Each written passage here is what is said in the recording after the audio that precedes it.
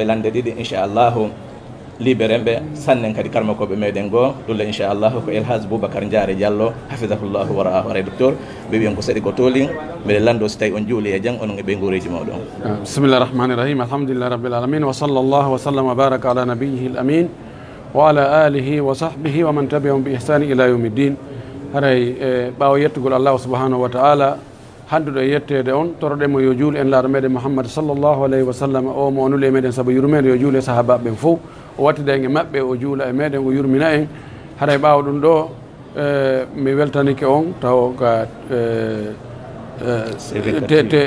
C24 TV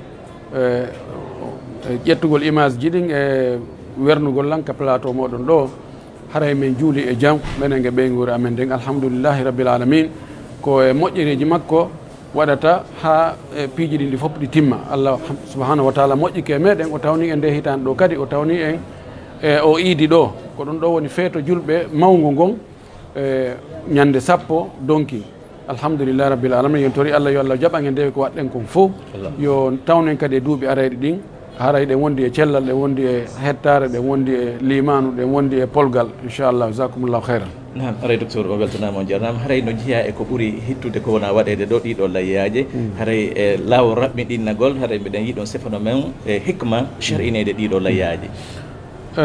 no jeeya e dewe hanuɗe wadde ɗen hande e janggo e faɗɗi janggo e faɗɗiti janggo ha ka alansara on heewoyi ɗon e hettugol ɗi layyaji. o layya nelaɗo meɗen sallllahu alayhi wa alihi wa sallam o hetti o hirsi ko sunna mo annabi Ibrahima alayhissalam sunninno. annabi Ibrahima ɗo geeli o hoyruno himo hirsi ɓiɗɗo makko on, woɓɓe inni ko Ismail ko ɗum ɓuri lollude, woɓɓe wi ko Ishaqa. ɓaawo hoyɗimo hirsamo tawino ko ono tun o mari ɓiɗɗo fewno ka ɓiɗɗo weeli ɗon woni pay kum e nelete kum.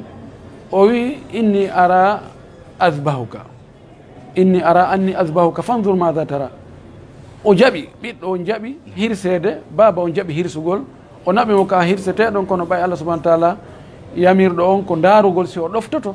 Allah subahana taala wonde o yamiray jiyaɗo makko on darugol so waɗay, so o eɓɓi waɗugol wonde kanko tigi o gantinanamo tawa o wawata wadde. ɓay o ari hirsugol mo Allah subahana taala yamiri yo Jibril yo addu ngaari baali lonto ɓiɗɗo on. ɓay o ettike hirsugol o wallira laɓikin ko kusukusunno himo haɓɓiti laɓiki hirsay. Allah subahana taala tagol laɓiki on no wi wotaki hirsu ki hirsata guerdi ɗon ha Allah addi ngaari baali ni yamirmo joni hirsu ndi ngaari baali ɗo lonto hirsugol ɓiɗɗo ma o. ɗum ɗon woni sunna, ɗum ko fewno ɗo ni ɗum wanno woni sunna. nelaɗo men sallah sallam tabintini ɗum ɗon, sahaba ɓen tabintini ɗum ɗon. ɗum ɗo ko hunde moƴƴude. laaɗo men sallllahu alih w sallam no maaki sa hetti sunna ɗo yo ƴiiƴan ɗan hewtu ka leydi ɗan hibba ka leydi taway teddungal ko Allah weltori kon ɗum hewti ka Allah taw. haray ko ɗum ɗon woni sunna mum on mo heɓi feere yo hettu. nelaɗo ko hirsuno ko ngaari baali yeeso maggi on ɗo no ɓawli, reedu nu ga hino ɓawli, koyɗen ga no ɓawli, ko lutti kon no rawni mardi galaɗi kadi. kono no sella hirsugol deyiɗi, no sella hirsugol ɓujaɗi ɗi, no sella hirsugol nagge hen kadi woni ko ngaari, woni ko ɓujiri, woni ko rewe, kono kadi ka geloɗi, woni ko ngaari ngeloba, woni ko ɓujiri ngeloba, woni ko ngeloba reya. ɗum ɗo fof haray kono ko sellata hettugol layya on ko ɗi mumunteji ɗo, ko beyi ɗin e baali ɗin e nayi ɗin e geloɗi ɗin sellata e goɗɗum goo ko wona ɗum ɗo. haray moƴƴere no e muɗum moƴƴi. Allah subahanahu wa taala o yoɓay kanko o wiyata e waɗu waɗa no hani waɗirde noon oren ko yoɓude wa billahi tawfiq. haray docteur Mouhamadou on weltanama on jarnama. haray kalima akhira e men tonguita on inchallah. haray mi ɓaawa weltanagol julɓe ɓen fof toro Allah subahanahu wa taala.